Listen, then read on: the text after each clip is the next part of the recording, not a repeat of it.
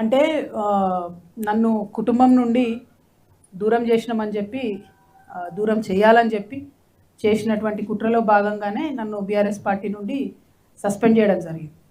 అయితే మీకు నేను ముందే చెప్పిన ఇంట్రొడక్షన్లో కూడా మా కుటుంబంలో ఏమైపోయిందంటే ఉద్యమము, రాజకీయము, ప్రజల పట్ల ఉండే ప్రేమ, కమిట్మెంట్ అన్నీ కలిసిపోయి ఉన్నాయి.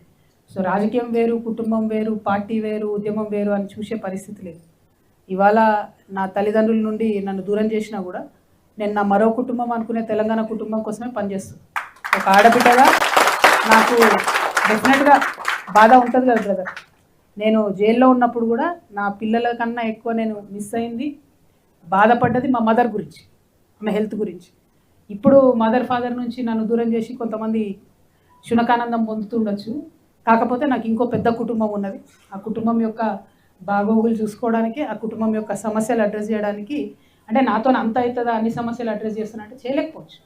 కానీ నేను అడుగుతా, బరాబర్ అడుగుతా, అడిగే కాడికి అడుగుతా, వీలైన కాడికి ఈ సమస్యలు సాల్వ్ చేయడానికి నా వంతు ప్రయత్నం నేను చేస్తాను. సో మరో కుటుంబాన్ని నేను తెలంగాణలో వెతుక్కుంటున్నా. మీరందరూ ఇంత పెద్ద కుటుంబం ఉన్నారు, టెన్షన్ పడేదేం లేదు. బాధ ఖచ్చితంగా అవుతుంది, కానీ అంతకన్నా ఎక్కువ ధైర్యంతో ముందుకెళ్దామని డిసైడ్ చేస్తాను.